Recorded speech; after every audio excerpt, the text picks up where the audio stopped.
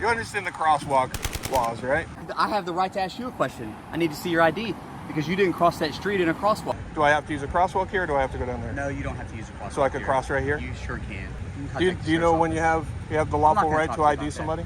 Yeah, Why I do. not? I do. So I don't have the lawful right to ID you right now. So I need to see your ID right now. So it would be a crazy person for a cop to say, hey, give me your ID. You can't do that here. You have to use a crosswalk, right? Yeah. That would be a crazy cop to have to do that. Yeah, but if you cross at an angle, maybe that wouldn't be so crazy, right? You crossed the street. You agreed that if I crossed the road right here, and you stopped me and said, hey, I need your ID, you can't do that. Only a crazy cop would do that. That's what you just agreed to. I don't think so, sir. If you don't give me your ID, I'm going to arrest you for resisting arrest. I can't make you look bad. I can't make you look bad or good. I can only hold the camera. Where am I impeding? All of those clips were filmed at the exact same location with the exact same deputy, Deputy Lowery of the Volusia County Sheriff's Office in Florida. And in this video, we've got a huge update that a lot of people have been waiting for.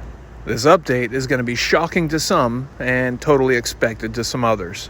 The original videos will be in the description and linked in a pinned comment if you haven't seen them. But in summary, a good citizen observed this deputy talking to two other citizens sitting on a curb.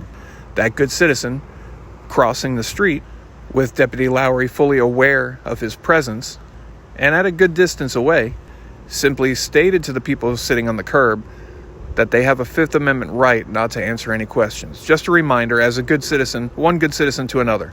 You know, looking out for each other, kind of like that blue line does between law enforcement.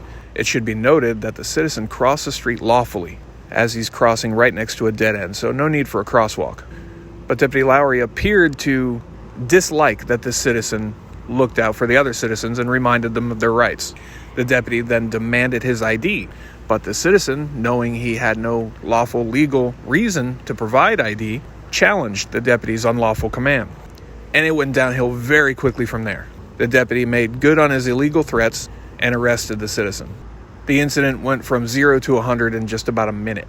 After these videos were published, the department became aware of the situation and an internal investigation into the incident was initiated. So Deputy Lowery has been under investigation since roughly October of 2023. And the results are in. The investigation has been completed, and wait until you see this. I'm going to show it to you. We're going to talk about it. But first, watch this very brief clip of the initial encounter and pay attention to it. You don't have to be a cop or a former cop to understand basic laws and your basic rights. So watch this clip, listen to everything, watch everything carefully, and then put in the comments what laws and rights that you think this deputy may have broken and violated. Then we'll compare what we the people observe to what this department found in a very thorough investigation. All right, check this out. Put your comments in there. Let me know what you think. You're under no obligation to answer any of his questions. What did you say? You're under no obligation to answer any of your questions. Are you serious? Yep, called Fifth Amendment. Oh, really? How would sir. you know that?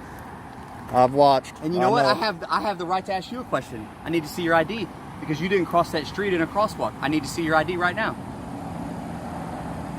I need to see your ID. I don't think so, sir. If you don't give me your ID, I'm going to arrest you for resisting arrest.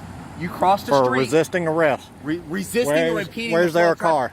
This is a roadway. There's no traffic. This is a Where roadway. am I impeding? I'll take this charge. Where am I impeding? You're going to identify yourself. Watch it again if you have to. Listen to it again if you have to. And remember, this citizen did nothing wrong. He broke no laws. He did nothing that would legally require him to identify himself to law enforcement. He lawfully crossed the street and exercised his First Amendment right to advise others of their Fifth Amendment right. And there are no statutes that say feelings can be enforced. The crosswalk down there. That's the reason I was stopping her. There's traffic. What's that? There's traffic. I'm not debating this with you. I'm telling you what the Florida law says. That when you cross the street in Florida, then you have to cross the crosswalk. Anything other than is a pedestrian violation. That's why I was talking to her. And then you wanted to insert yourself in the conversation.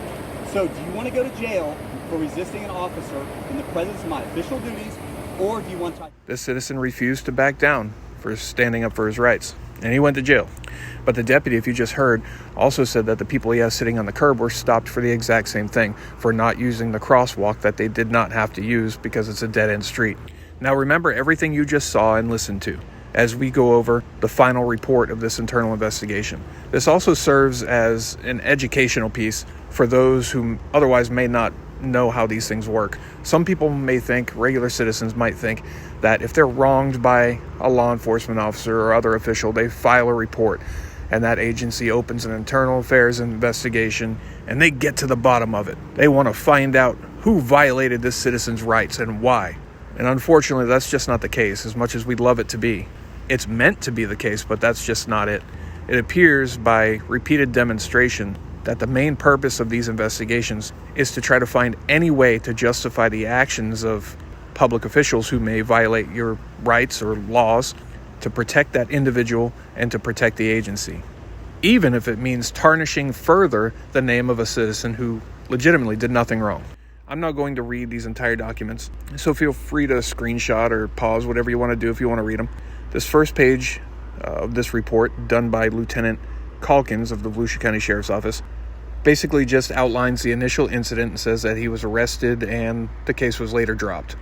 At the bottom of page 1 and the top of page 2, it's going to list the potential, keyword potential, violations committed by Deputy Lowery.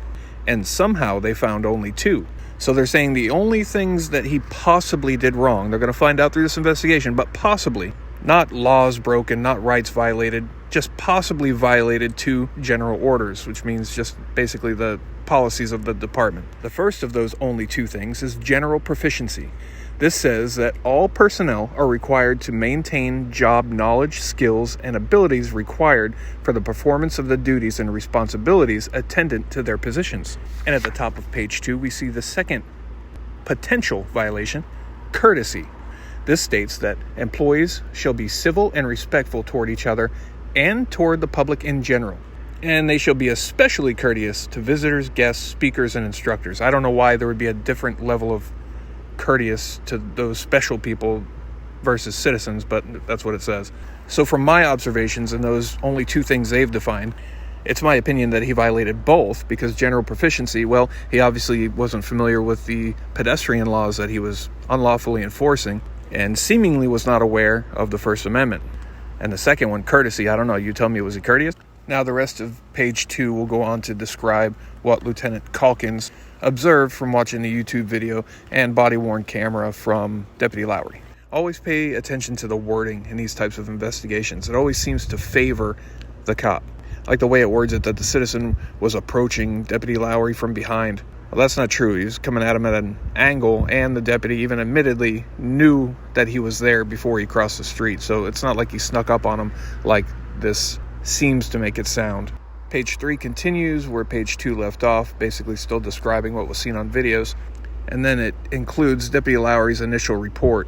And he makes it a point to describe that he was in obvious uniform. He was clearly a cop. And he's doing this to say basically that there was no reason that the citizen should have refused his request for ID. But he leaves out the fact that there was no lawful reason to demand it in the first place.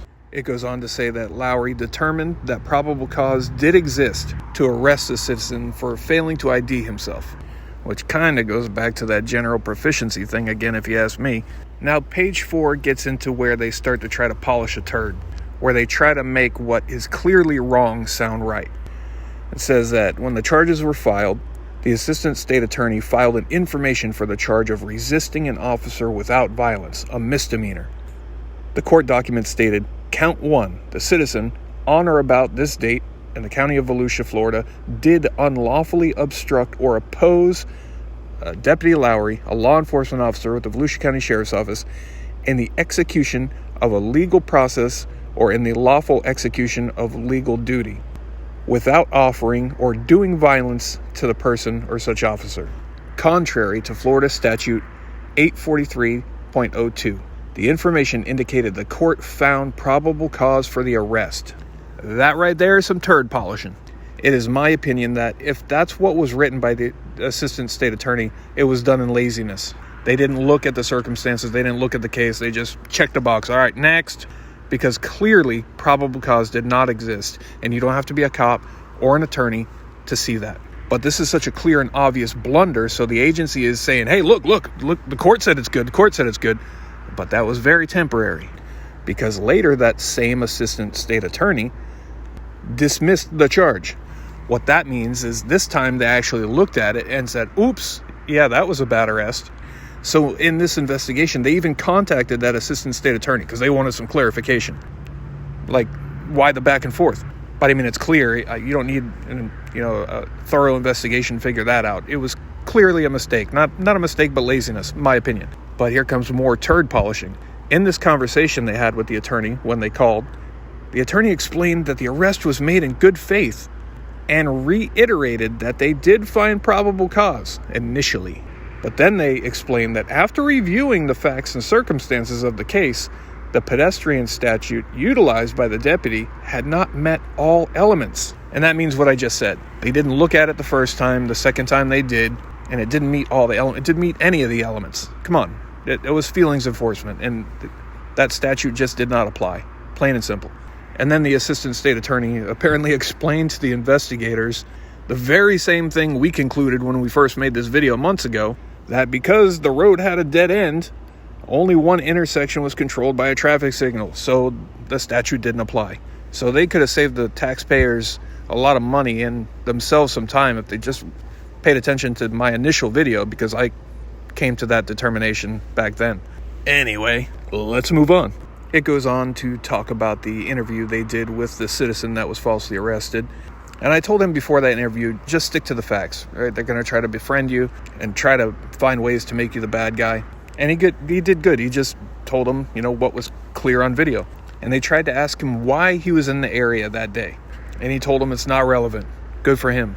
But they were sure to point that out in this report, because that makes absolutely no difference whatsoever. And these are the things that you have to be careful with when you're being questioned by police. They're not being your friend. They're trying to find ways to make you the bad guy. Page 5 of the report goes into the interview that the investigators did with Lowery about the incident. Talks about his history and his background. He's worked for this agency since 2021, and he began his job in law enforcement in 1996. So, he should know these things. And that makes me form the opinion that he should know these things, so he probably does know these things, but he's just acting on feelings instead of laws. Page 6 just continues with Lowery describing the whole incident to the investigators. But it gets interesting towards the bottom. He's asked if he feels like he acted professionally during that incident. He says, yes, he does. He feels like he acted professionally. He was asked at this point, does he believe that there was probable cause to arrest him? And he said, yes, sir, he sure does. Which is odd, because after that arrest and before this interview, in one of my videos, I talked to Lowery, in these clips you're seeing right here, about this incident, and he understood he did not have probable cause. So was he lying to me or lying in this investigation? He said very clearly on video to me that there was no probable cause for that. But in this investigation, he's saying otherwise. He then, though, admitted that he could have utilized other techniques when dealing with First Amendment auditors. See, and that's a problem. They label anybody who stands up for their rights as a problem or an auditor. This citizen was nothing but a citizen with a camera looking out for another citizen. That was it. He wasn't there to audit anything. He was going to a gas station. But he said he learned from the experience and stated it was the first time dealing with that type of individual. What does he mean by that type of individual? The type of person that knows their rights and stands up for them? He said that now he's had subsequent experiences and provided an example. While on a crash investigation, Lowery was standing in the road and somebody drove by and yelled at him and called him by name. So again, this is an attempt to demonize the people that hold the camera. He's mad at the wrong person. The cameraman or woman can't make them look bad. If people get upset with him because of his own actions, it's himself that he has a problem with. He has to fix things about himself, not get mad at a person that showed his actions to other people. That's ridiculous. So we're about to wrap it up here. We're going to go to page 6 with the meat and potatoes of this whole investigation. So they didn't notice in any of these videos any laws or rights that might have been violated or broken. Just 2 rules that might have been broken. They asked Lowery if they think he violated general proficiency or courtesy. He answered no to both. And this is where they declare themselves not guilty. On November 29, 2023, the Internal Affairs investigation was presented to Chief Deputy Brian Henderson and the Executive Command Staff. Upon completion of the presentation, Chief Deputy Henderson determined the following general order violations. General proficiency, not sustained. Courtesy, not sustained. So as we all know, and as the investigators know, this was an unlawful false arrest. How would this investigation have gone if the roles were reversed? They found that Deputy Lowery did absolutely nothing wrong. He put his hands on a person without lawful cause. That's battery. He took away that person's freedom and then transported them to another city while restrained. If a citizen did that, that would be kidnapping, armed kidnapping. But apparently if the police do it, it's okay. Nothing wrong happened. At the end, it does say that Lowery will receive some remedial training. And honestly, that's probably genuinely just a supervisor laughing with him and saying, hey, you can't do that again, right? And he's like, yeah, ha, ha. And that's the training. Let me know what you think of the outcome of this investigation. You think that's fair? You think if that was a citizen, not a cop, it would have been handled the same way and had the same outcome? But that's how it works. That's that blue line in action. And unfortunately, it's far too common. Feel free to share your thoughts if anybody decides to take it upon themselves to redress their grievances. Just remember, we don't condone violence or threats of violence. That's not necessary. We the people are the bigger person. Thanks for being here. Twisted luck. I'll see you soon.